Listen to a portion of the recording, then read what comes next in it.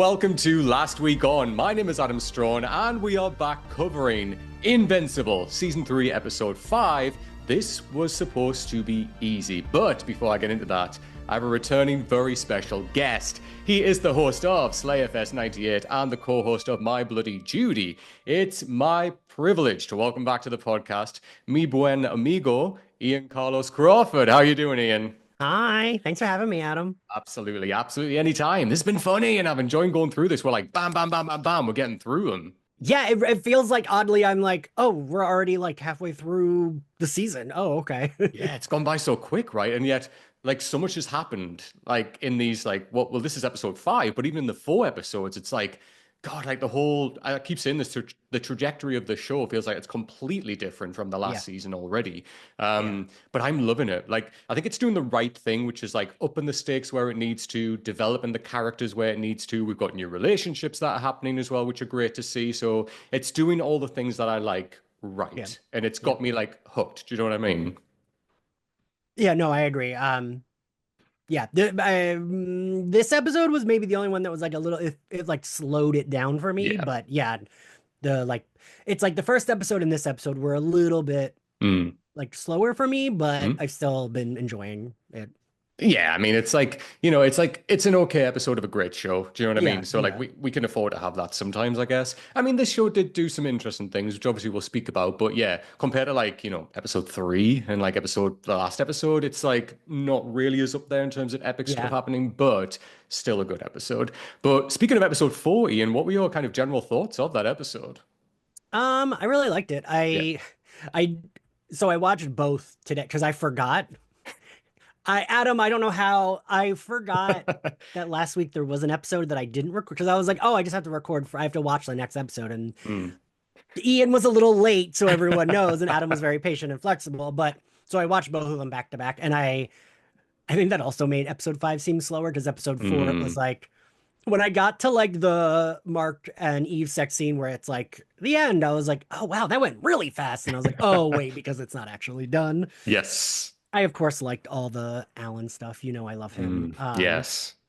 And I feel like I say this every time, but I have a lot of trouble remotely getting on board with Nolan as but I still like really liked it because Alan is such a fun character to watch. Yes. And also, Alan doesn't have the baggage of being a human where Nolan like killed people with his son's body. So like, I can understand why Alan, because you'll know. I can't even remember if they mentioned this in the episode.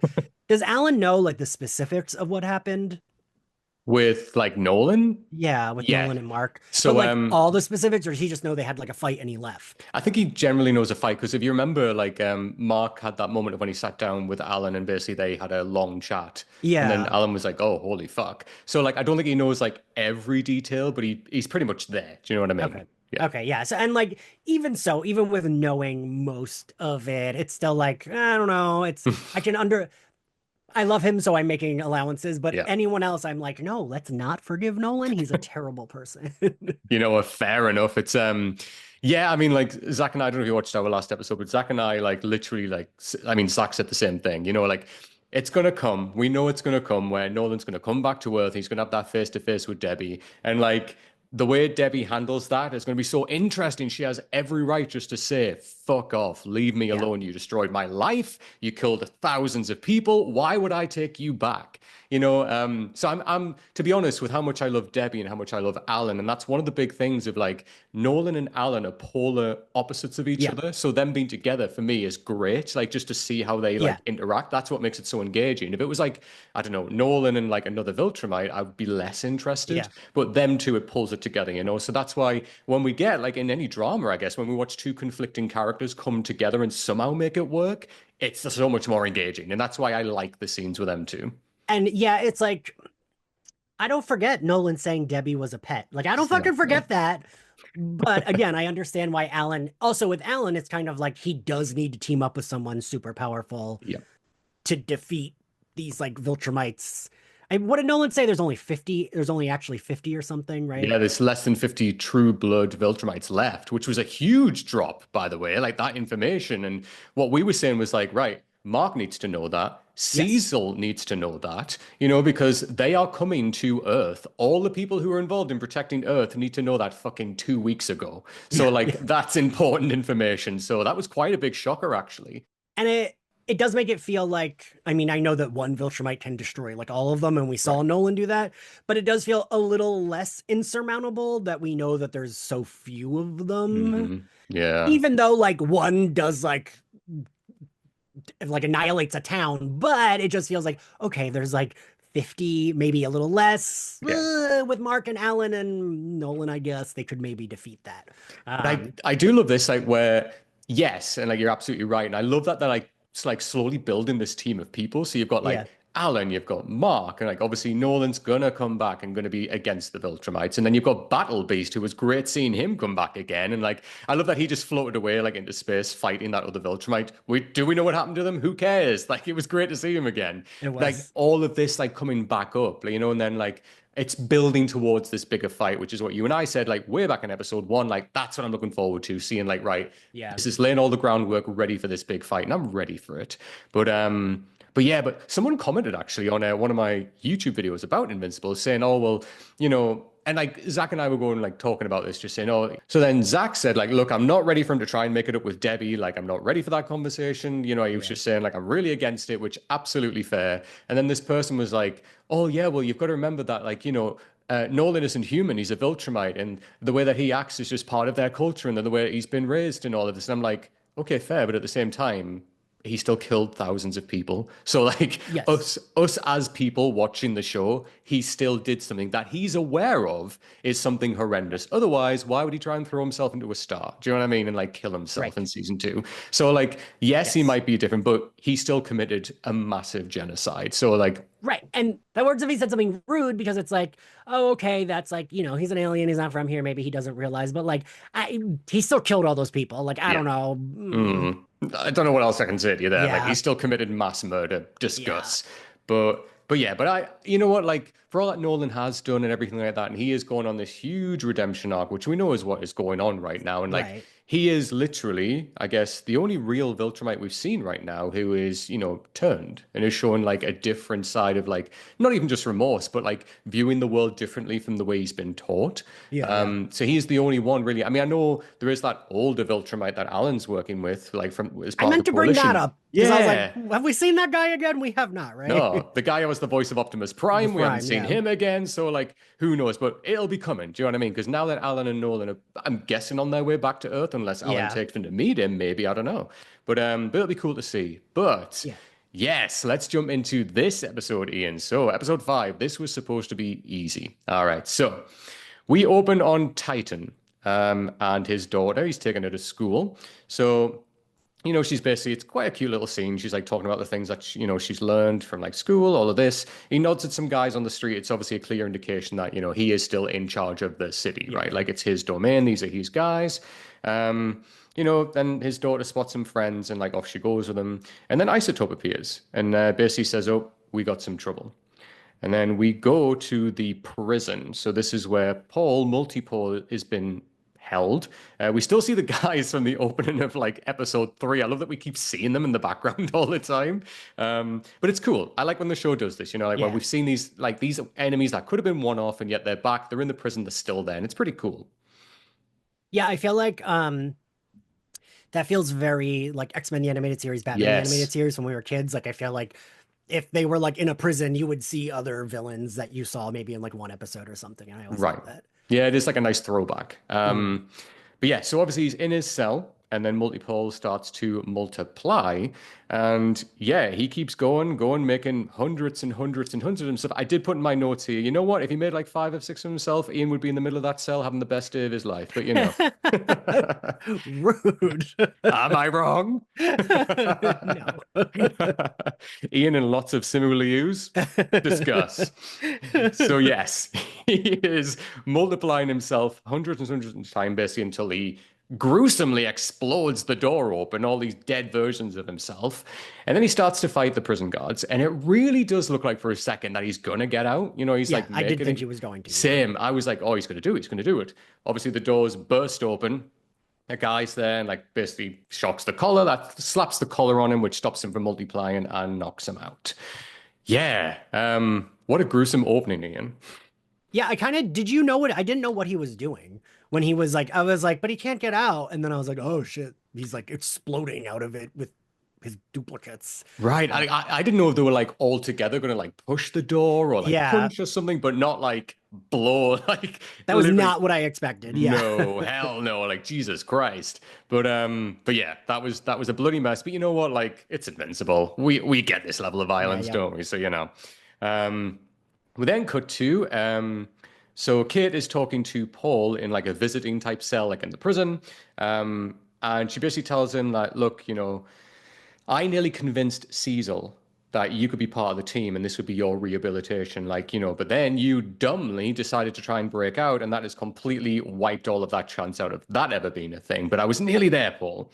Paul's really not bothered. He thinks that, the order will come from because he's still useful. And then Kate says, oh, they only use him and like they're not really your friends. But then he argues, well, Cecil is basically doing the same thing to you, Kate, which he's not wrong, but at the same time, Kate isn't going around killing people. So Right. like the scales do tip there. But you know, he's right in saying, in my opinion, he's right in saying that Cecil is using her, you know, as Yeah.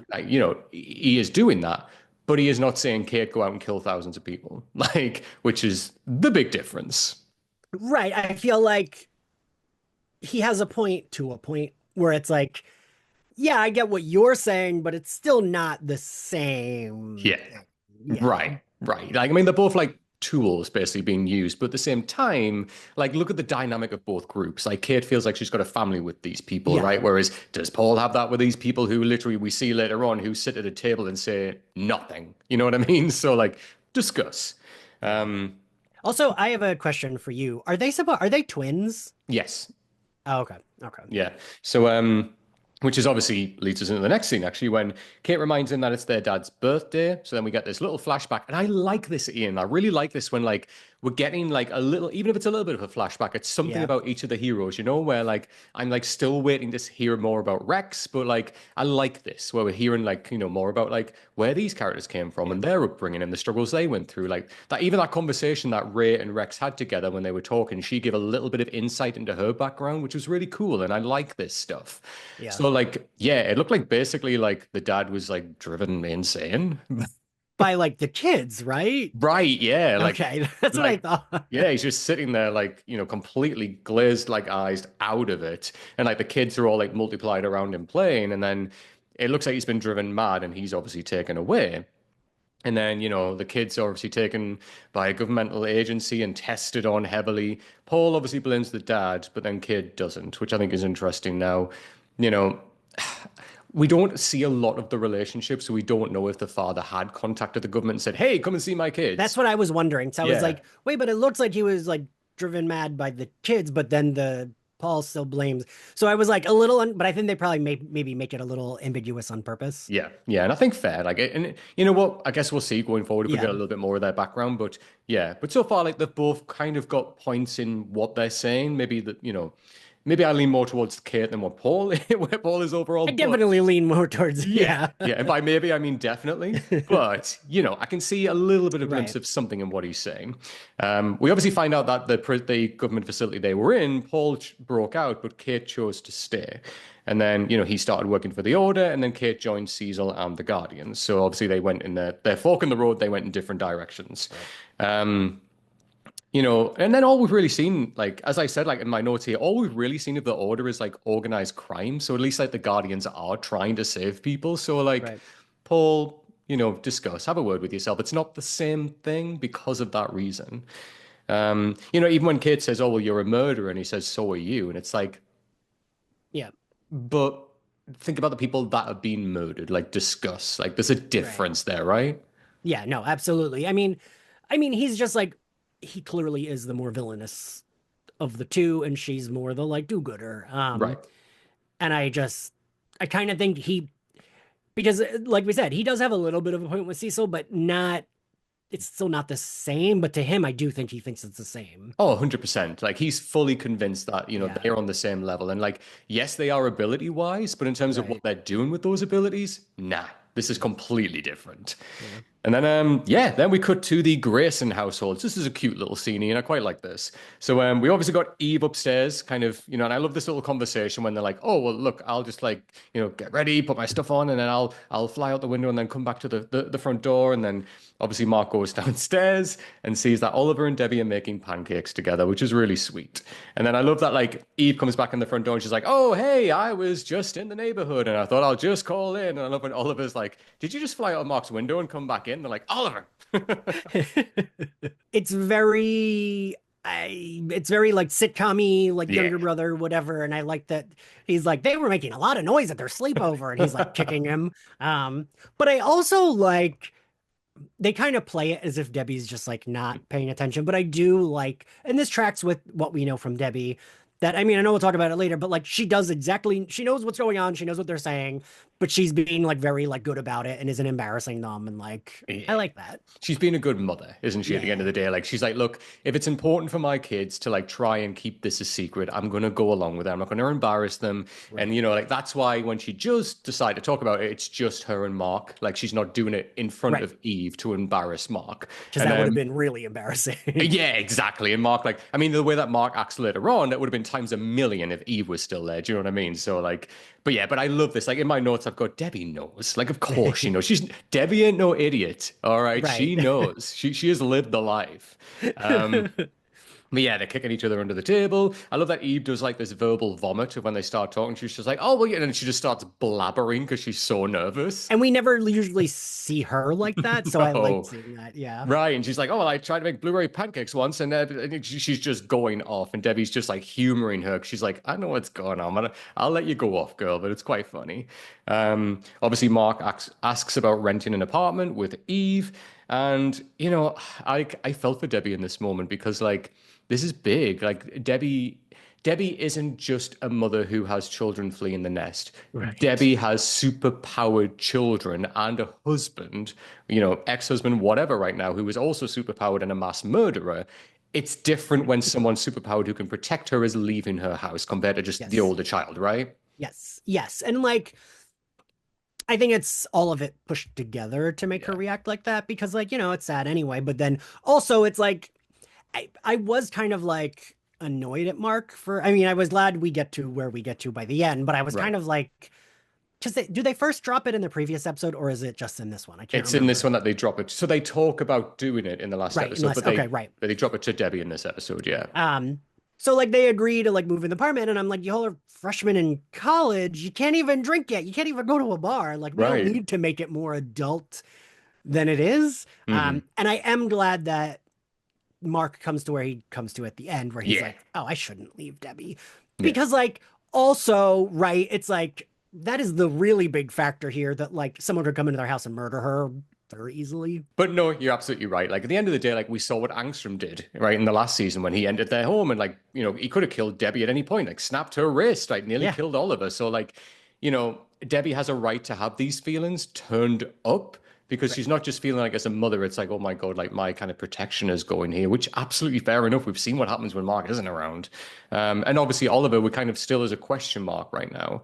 So, but yeah. But then, so that kind of drops, and then Mark and Eve chat on the roof, and then, they're serious about living together, which, they are teenagers, but okay. Guess the sex was that good. But, Hey, Eve, superhero sex, I'm sure is great. I mean, hey, let's go. If that narrator didn't pull away, we would have found out in the last episode. But so then I do like this though when Eve says like, "Oh, nothing would make me happier than waking up to your handsome drooling face," and then Mark's like, "Wait, I don't drool, do I?" And like it's cute. Like they agree, they kiss, then Mark's like, "Oh, but." I should probably get a part-time job, like get some money coming in. And then this next part I thought was pretty funny. So like then we cut to like Eve is in like business mode. She's like, right, I'm gonna go on Shark Tank. I'm gonna get this going. But yeah, she goes to the prison.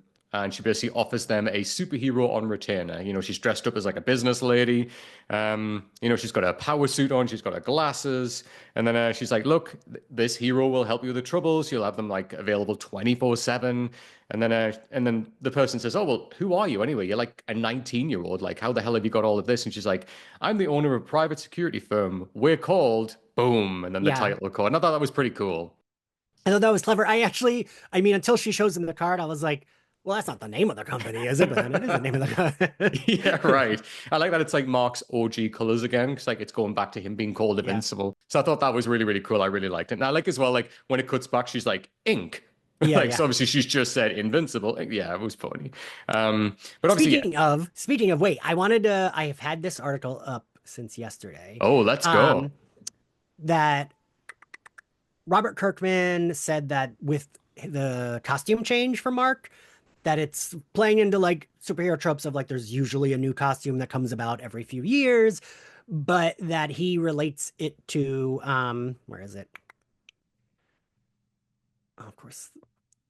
And I think there are a lot of worthy additions to the mythos of Invincible that show up during this costume change that kind of mirror what happened with Spider-Man with his black costume.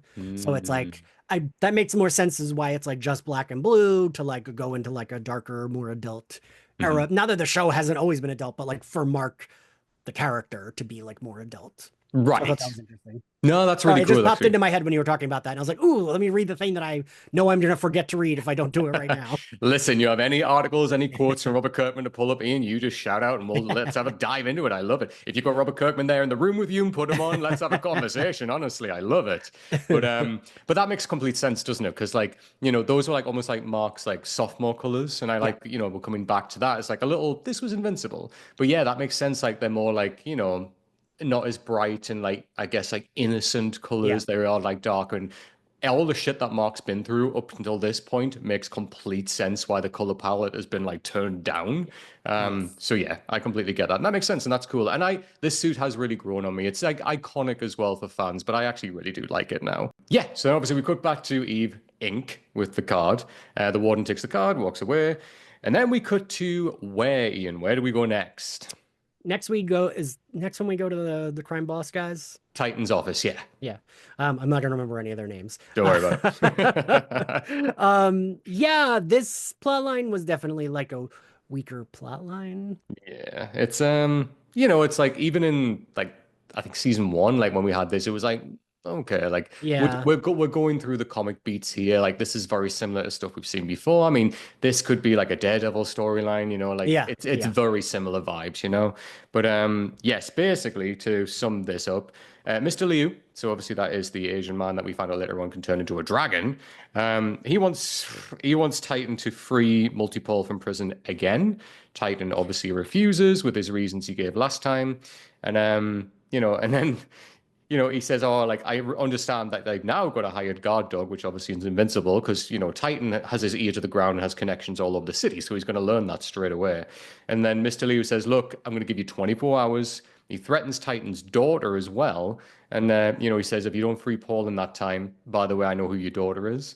And then Titan rushes home and finds his daughter, like she's fine, she's safe, and then she says, like, "Oh, I sold all my like cookies to a man with a metal mouth bottom," which obviously, that's confirmation, right? He has spoken with my daughter. Yeah.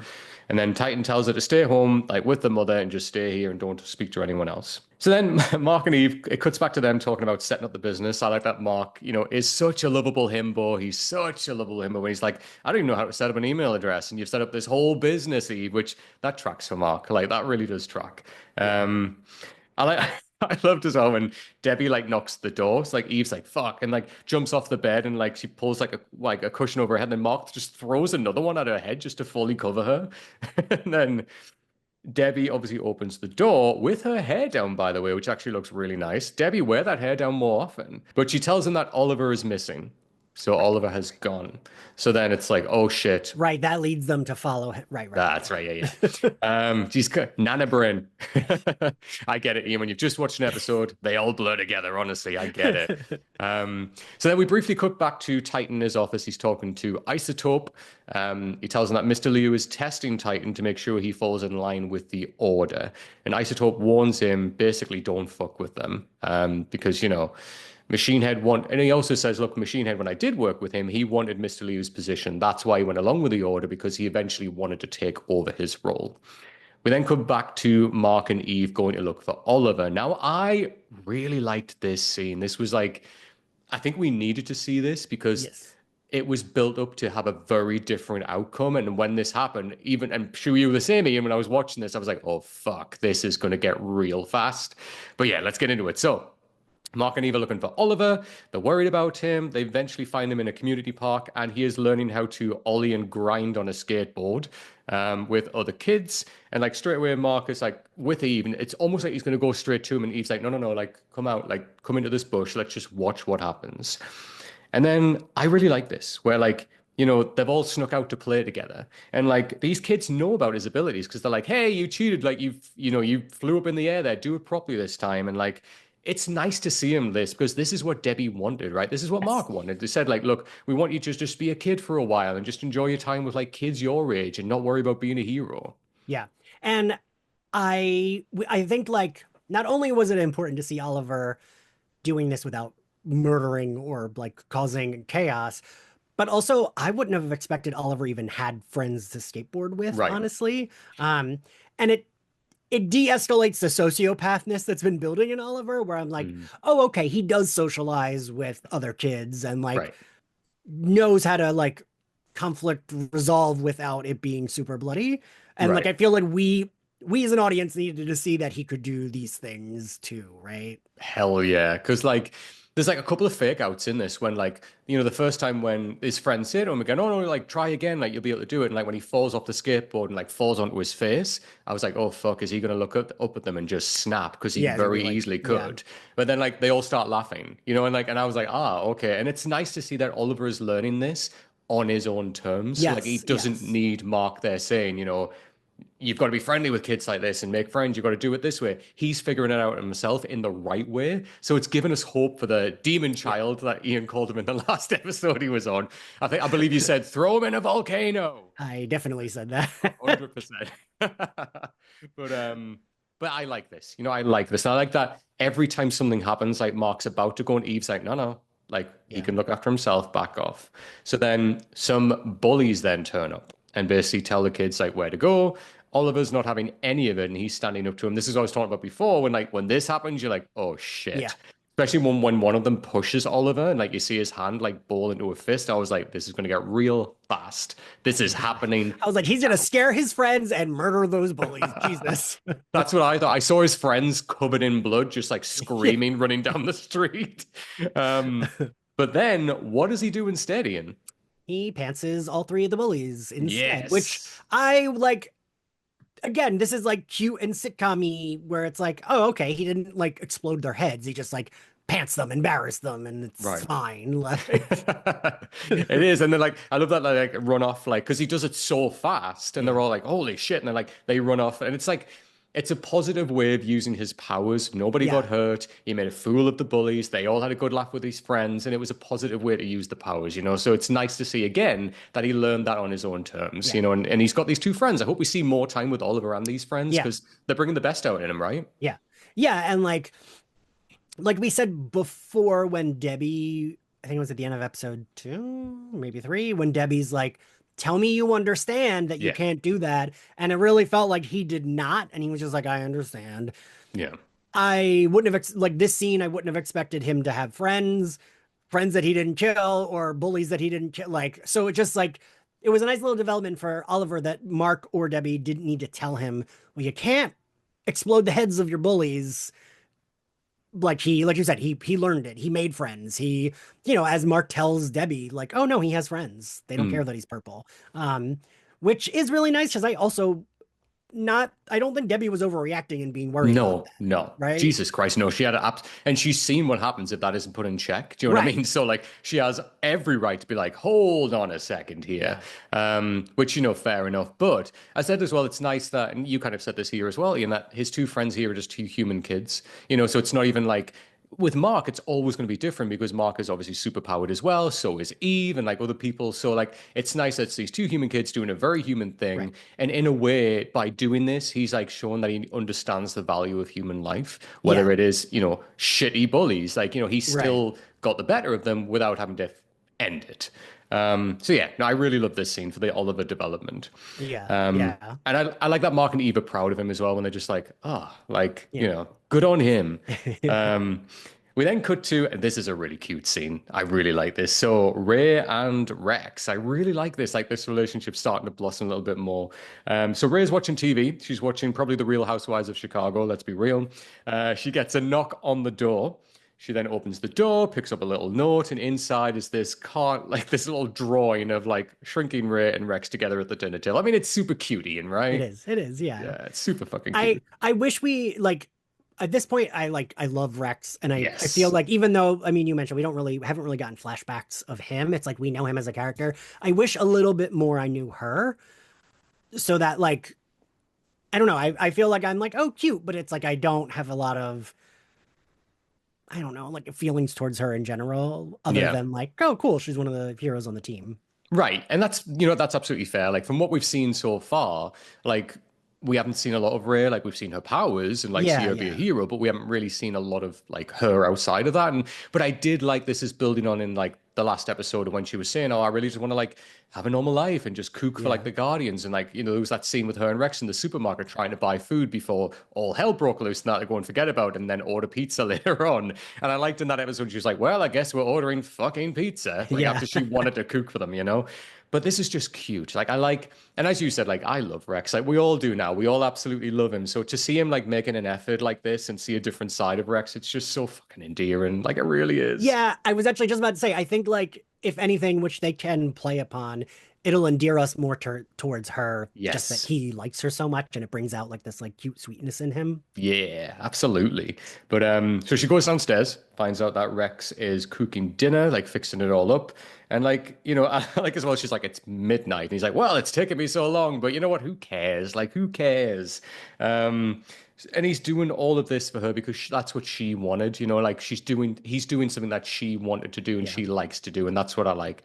I like that, like when the camera pulls back, there's like food splattered everywhere. But again, who the fuck cares? He's doing a Yeah. nice thing for her.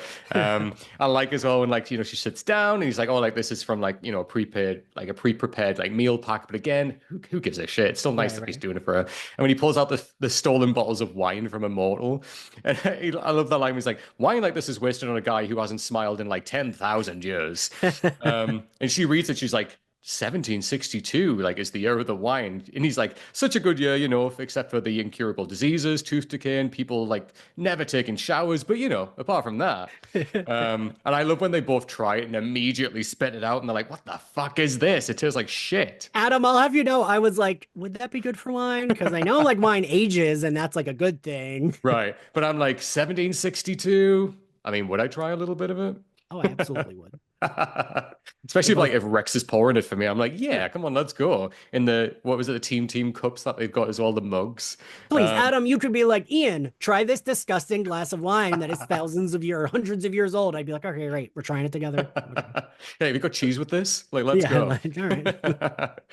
But yeah, all I've got is that it's really cute. And I like the way the scene ends when like, she thanks him by putting her hand on his and says, thank you for taking the time to do this, and like takes her hand off, and then he puts his hand back on hers, and they just hold each other's hand while they continue eating. I just thought it was really nice. Just a nice little moment between And it them. was nice that there wasn't like you mentioned with last episode where it's like they're grocery shopping, but then Yeah. and it's nice that there wasn't like they were allowed to just have this nice quiet scene and then that's it. There's no like bad chaotic ending where all hell's breaking loose. It's just like, yeah, look, they had a nice dinner. But yeah, we absolutely needed that because Jesus Christ, like the last couple of episodes, it's nice just to see our heroes just chilling out together and Yeah. having a nice meal.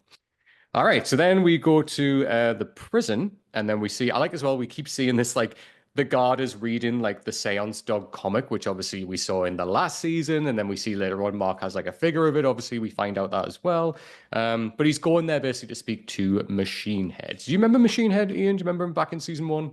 I did remember him just because I know that's who like Titan Yeah, overthrew to like get the position. right. Um, he's the one that hired King Lion, where the hell that guy's name was at the Battle Beast, right? That'll be King Lion. He hired Lion-O. fucking Christ. And I remembered that because like it's in that office where Yes. That'll be like chomps on Mark, right? Right. And like remember he was like beating him with like his mace and like on the chest. Yeah, which obviously that's brought up later on in their conversation. But yes, that is correct. Yeah. So yeah, so basically he talks to Machine Head who is not looking good. He even says like they don't know how to look after my parts in here, so I'm basically falling apart. His voice sounds like, like auto-tune. Like, sometimes when you hear like Jason It Derulo say his name does. and it's like Jason Derulo, it just sounds like that constantly. Um, but yeah, he talks about Mr. Liu, so basically turning into a giant dragon. He says, oh, I've seen him like turn into that dragon and eat people before who have denied him. And he just says, look, do whatever he says. Like literally do it. Titan tells him, that Invincible is guarding the prison and that things aren't good between him. And as he mentions, like what you said before, about Battle Beast. And he says, oh, look, well, Liu crossed a line by mentioning my daughter. Machine Head says, look, get Paul out, just do it because if you don't, all your family are dead. Like, so literally just get him out, Titan. So then we cut to Mark is having a conversation with Debbie. So he's filling in Debbie about, seeing Oliver out with his friends and everything like that and how proud he is of him. Debbie, again, has a right to be concerned. But then Mark Yeah, kind of yeah. says, you know what, like, I get it. I was kind of the same, but also, like, I'm just super proud of him because he was just being a kid and that's what we both want. And it's nice to see that where they're both looking out for Oliver and letting him develop on his own terms. And Yeah. Debbie is worried, of course she is. Like she's a mother, she has every right to be, but I get it. Yeah.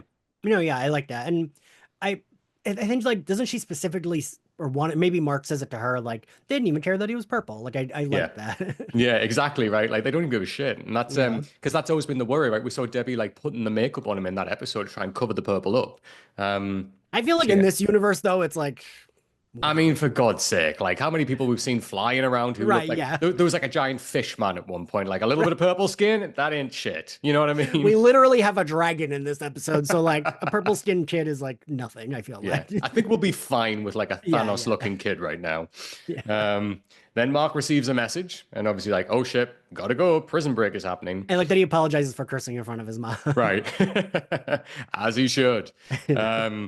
So then, yeah, then we cut back to the prison. So Titan is at the prison, and then basically Mark appears there straight away, and they start to talk. Now, straight away, like Mark is like ready to fight, and he's rightfully annoyed because, as you said, Ian, like last time when they saw each other, he was like, "You basically let Battle Beast nearly kill me, and then you kind of just left me to die." And he's like, "Look, like I tried to fight to save your life and all of this." And he's like, "Right, okay, but I was comatose, being beaten nearly to death by something you arranged. I have every right to be fucking pissed off right now." And he's like, Yeah. "Look, totally right." Yeah. And then I love the cut. I think doesn't Titan say like I still think this is bullshit, and he's like holding him. I did really like that cut. just flying over the city, just like that, carrying him like in his arms.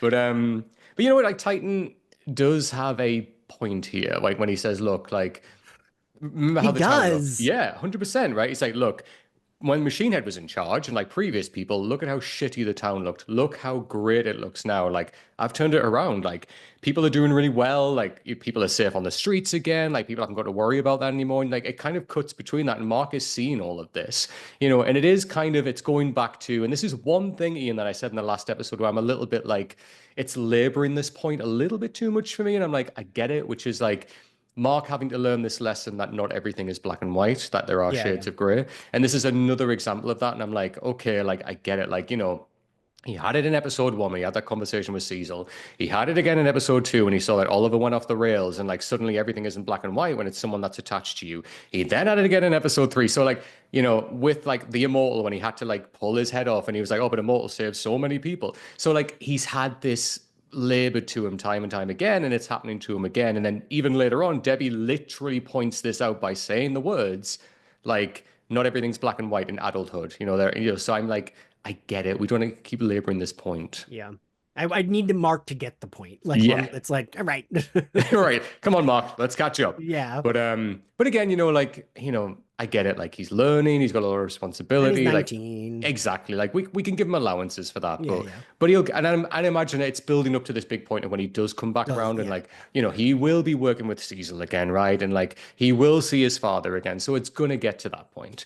I was going to say, unfortunately, I think the bigger point we're getting to is when he has to work with Nolan, that it's going to be like, Yes. okay. And I'm like, I Like don't want that to be the point we're getting to. exactly. But I think it's we know it's going to build up to that. So then, yeah, obviously, Titan then fills in Mark all about like the order and Mr. Liu and like his Paul situation. And Mark is kind of just like, oh yeah, the city does look great, but no. So then Mark doesn't want Paul out of prison, and like Titan says, look, even if like even if you don't do this, they're going to replace me and the town will go back to shit anyway. Like it's going to be horrendous again. So Yeah. what do you want to do? This is one person. But then Mark's not having it, and then Titan runs into the sewers. Mark chases after him. He's like, what are you doing? I can fly. I can catch up with you. Now I like when he pops out of the sewer and he's like, oh, and like everyone's dressed like Titan with like the hoodie on. He's like, oh. Why was everyone dressed like him? It was just a ploy, so like Titan had arranged that so he could get away from Mark, because he knew that like Mark wouldn't have like searched them all. He would just saw like a people that all looked like Titan and give him time to slip away, essentially. But Okay. yeah, I guess it's just like emphasizing the point that like Titan again, kind of like Cecil in a way, he's like two steps ahead. So like Yeah. he has like a plan and a backup plan all the time, and this was kind of the backup plan for if Mark said no, which he kind of knew what was going to happen. Yeah. Um, so then we get a cut to where Mark is. Do we? Yes. Yes, sorry. My notes went everywhere for a second there. We then cut to Mark is talking to Eve, and then she confirms, look, you did the right thing, like not working with a criminal like Titan. We then go back to Titan's office, and then Mr. Liu and his 7-foot bodyguard enter. And then this is when basically he's saying, look, have you done it? And he's like, nah, I ain't done it. It's not happening. And then Isotope looks to betray him, right? Like he kind of Yeah. shifts over to the room, stands next to Mr. Liu, and he's like, well, this is this. Like, I basically warned you. And then we see Liu turn into a giant dragon, and he has a big fight with Titan in the office, Like, and like you do, as you do. the dragon fight in the office. I love that. Like, that's the least shocking thing. Like, just a guy turning into a dragon, essentially. Like, It really is. It isn't as shocking as it should have been, where it's like, hmm okay, sure, now there's a dragon. Right. Yeah, exactly. I think because we've seen like kaijus and like what the Viltrumites can do. We're like, all right, a floating dragon. Yeah, like Yeah. he's got this. It's cool. Um, he bites Titan and throws him out of the window, and obviously they think he's dead. 'Cause even like Isotope's like, there's no way he could survive a fall like that, and like his armor was starting to crack off and everything. And then the dragon goes basically flies to the prison, but then says to the bodyguard, "Oh, look after my body." And like obviously it comes out of his body and leaves him, and then off he goes. And then the warden contacts Mark. And then yes, I like this when like excuse me. Obviously Mark and Eve fly to the prison, and I like this like this for me is very comic booky when they're like combining their powers together, and I thought this was really cool about the fight. Adam, I feel like we haven't seen this kind of like I know that they've fought in like a big scene together, but right, we haven't seen them like using their powers together like this, No, right? no. Because yeah, I No. really liked it and it felt like Mhm. new. Yeah. Right. And like, you and I covered like the Adam Eve episode, Ian, and we've seen like, how just versatile her abilities are, right? When she was doing everything in that episode Yeah. and she was a child. So like, you know, excuse me. I still don't feel like we've seen the full depth of what Eve can actually do. We've seen her create things, and like, we see that even here when she kind of like locks Paul up in like a prison cell. But like, this was new when she's like, putting herself in that big ball. And I love like when Mark grabs it and like swings around and like whacks the dragon with it. I thought that was really cool. And like her like armoring The up. armor. Yeah, I like the Yeah, it was like armor. super Yeah. cool, right? Like it looked fun. And Yeah, this, I feel like I don't fully understand her powers anymore now that we right. like had this, but it was still cool. Cool to watch. But Yeah. like this for me is like classic like X-Men stuff and Avengers stuff, right? When like they Yeah. combine their abilities together, and I just thought it was really fun. Yeah. No, I agree. That was like probably one of my favorite parts was like getting this because I was like, he keeps being like, Eve, you don't have to come. And it's like, but you're both superheroes. Like, let her go with you. And I was really glad that she did because we got this like cool like team up Mm. fight.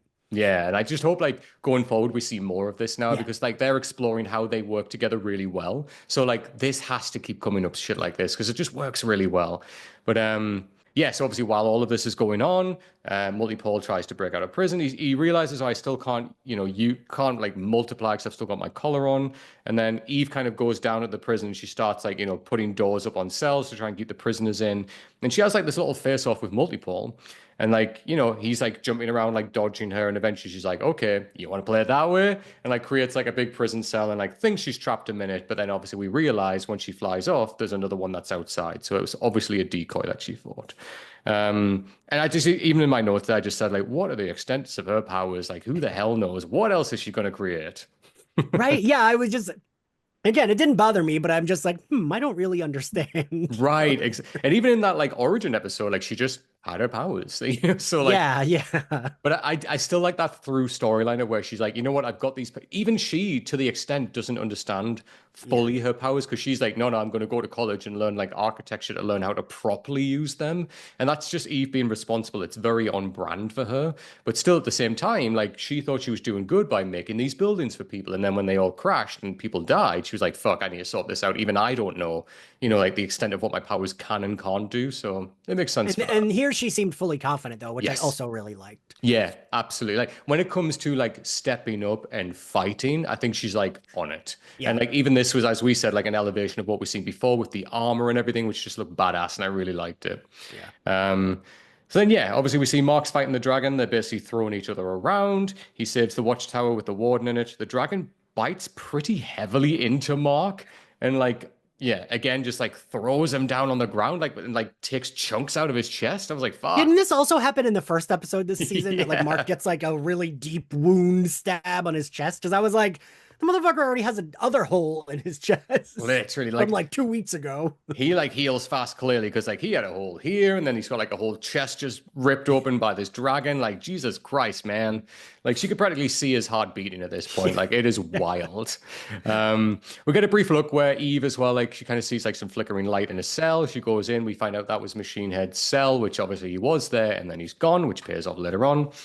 And I did like this when like Mark is like, right, enough of this. And like he flies up and like punches the dragon down. It looks like, oh, he's like absolutely blasted his head in. And then we see the dragon just like, heals rapidly, like behind him. It's like, well, you kind of fuck. Yeah. Back at Titan's office briefly, Machine Head teleports there. And he tells Leo's bodyguard he's going to kill his boss. And then Isotope, what does he do to his bodyguard, Ian? He teleports the bodyguard into the sky.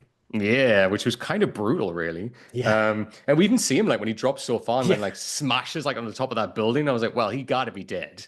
Like, Because from what I'm assuming, he's just like a strong dude, but not right, like right, invincible. right. I mean, again, we don't know the extent of him, like whether he's Right. super powered or not. He's just some 7 foot tall giant guy. But yes. So then obviously, we see it kind of cuts back and forward where like Eve is Yeah. helping Mark fight the dragon, and then Machine Head shoots Liu in the head, which kills the dragon. And then the big reveal of this, Ian, what is the big reveal of this? Wait, is it just that the dragon Well, Titan reappears. disappears? Does Oh, then Titan. Okay. I was like, I'm not sure which thing we're getting at, but yes. The dragon just poofs because Mr. Liu is dead, and then Titan kind of orchestrated all of it with Machine Head, right? Yes. So that was like the deal that they made where he said, look, you can take his place as like leader of that gang. Just basically leave me alone.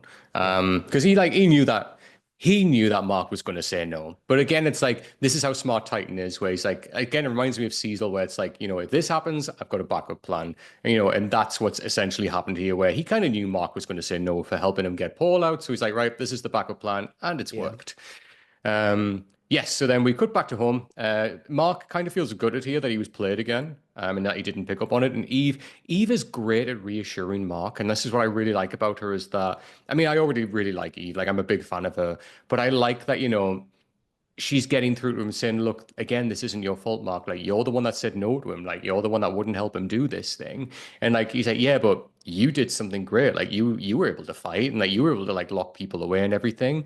But then we get the conversation when he says, oh, also, by the way, I think we should probably just back off on buying the apartment. And this is what we were saying earlier when he's like, look, like, Debbie's really worried about Oliver, like, and him sneaking out. And then plus, if anything happens to Debbie, like, I'm not going to be there, and it makes complete sense what he's saying. And then she also says, look, I feel like things have been moving pretty fast, and I think we need to slow down just a little bit. And this is right, Ian, right? Like we were saying, they're 19, like, just enjoy your time dating, guys. Like, you don't have to put any labels or anything on this. Just slow the fuck down. It's funny because at first I was like, "Ooh, is she breaking up with him?" But no, Mhm. she literally just meant like take it a little slower, which is Right. like you said is understandable. Hmm. But I actually I when I watched that I like skipped back to it. So I was like, wait, did she just break up with Mark? And I was like, okay, good. No one's reacting like this is a breakup, so just like face value, she just wants to be slower. Right, yeah. And you know what? Absolutely fair. And like I was a little bit like, ooh, where are we going? All right, okay, fair, fair. Because it did look like she was gonna say, Right? I think we need to like have distance or something. But yeah. But I really like their relationship. I love the montage in the last episode of them flying around to different parts of the world. That was really cute. So Yeah. I'm pleased like they've made an adult decision here, which absolutely makes sense for where they are in their relationship. And I love this next scene when like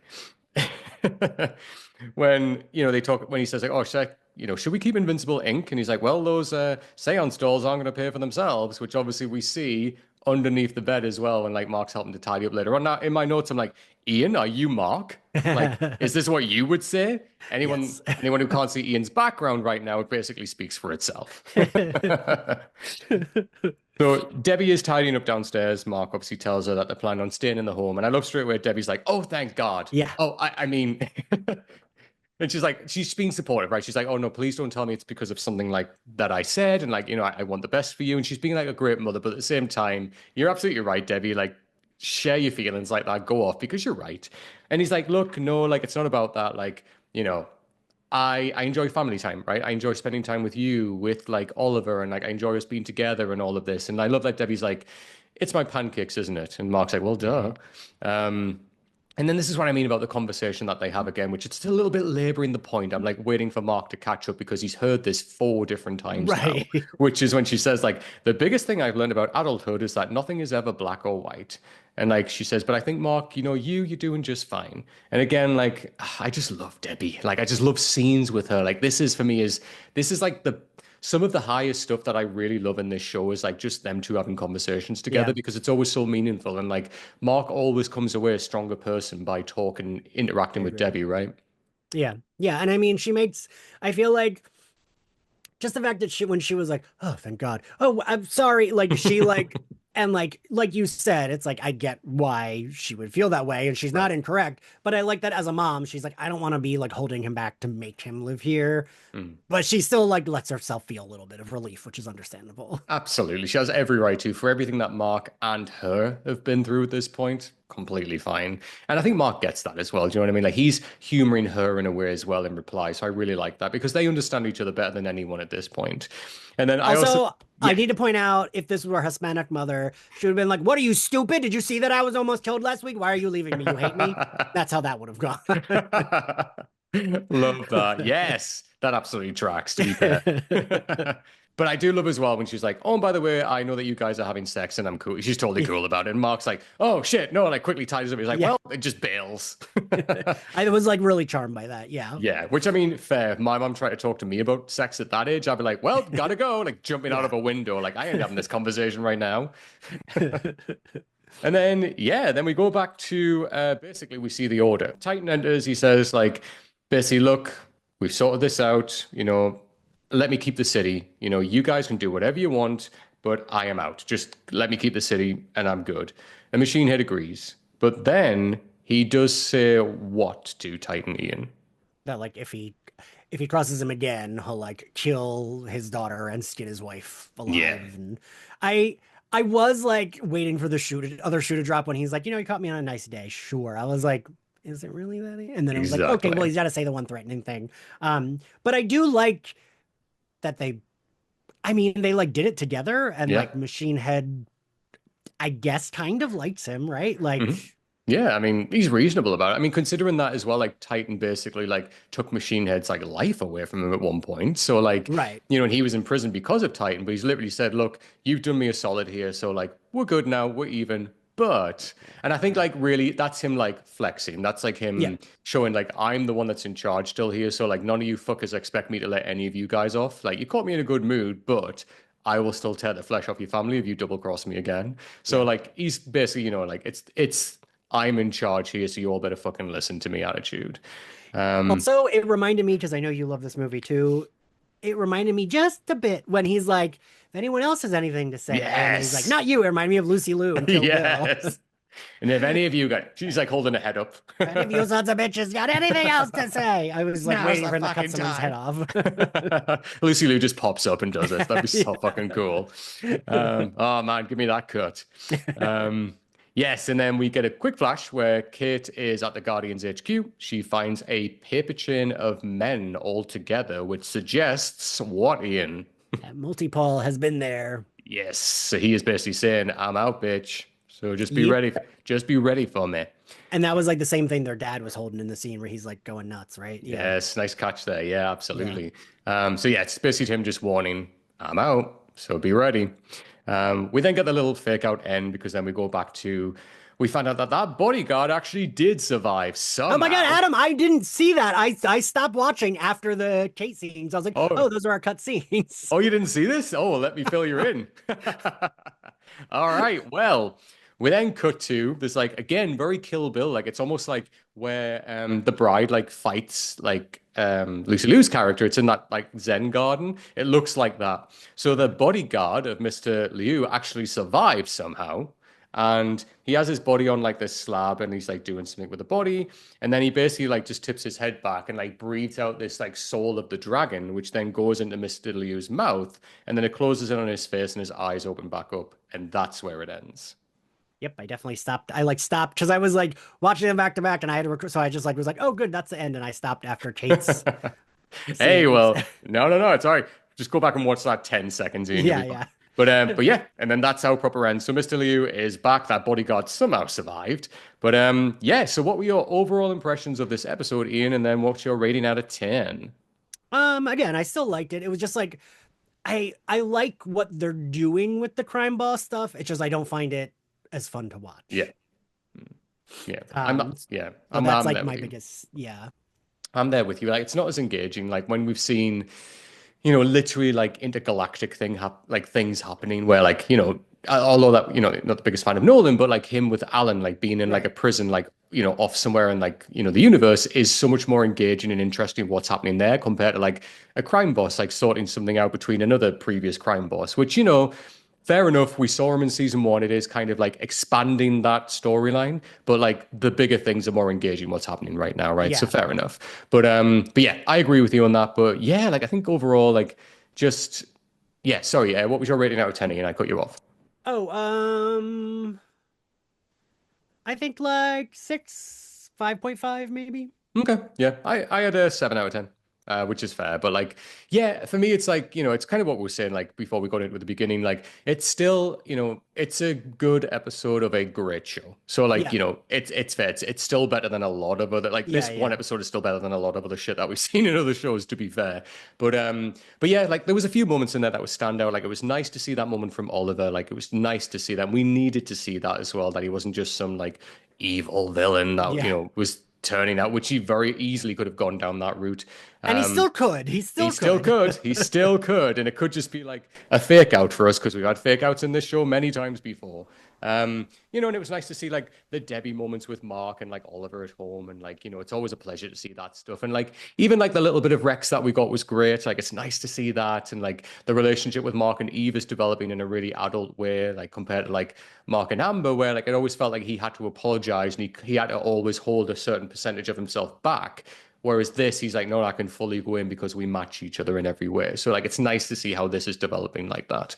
But Yeah. but overall, like, I'm like, okay, this was nice, but let's get back to the juicy stuff. Like, I want to see Yeah. the big stuff. But yeah, so I had 7 out of 10. Like, and that's the lowest I've given so far. But I think it's warranted. And I'm Yeah. ready for. But it, still love the show, still top tier, and I'm still excited for. I mean, this was episode 5. Like, we're over halfway there, Ian. We've got like 6, 7, and 8, and then we're done.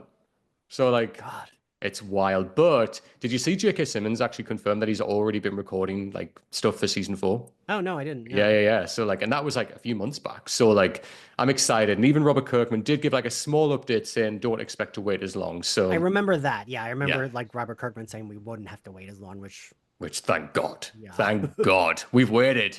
All right. Well, again, I want to say a big thank you, Ian, for jumping on and covering Invincible with me, episode 5. This was super fun as always. Thank you so much for coming on. It's been a Thanks for having me. Always, always. And we will have Ian back for episode 6 as well to talk more Invincible, which is going to be super fun. And I'm going to pull us all together. We're going to like do like some big episodes together as well. Because I think episodes 7 and 8 are probably going to be the big episodes. We're going to have all the thoughts. So yeah, we'll get us all out to talk about that. Cool. But yeah, Ian, tell us where everyone can find you on the internet. You can find me at Ian X Carlos on all social media platforms. You can find my podcast SlayerFest98 at SlayerFestX98 on all social media platforms. You can find My Bloody Judy at My Bloody Judy, and both podcasts are on Spotify, Apple Podcasts, and YouTube. Both do video recordings as the same as this podcast. So there's video recordings on YouTube. Yeah, and I have a Patreon, and we're going through Buffy season 4 for its 25th anniversary. Nice. What was the last Buffy episode you covered? Goodbye Iowa, I think, which is like a slog of an episode.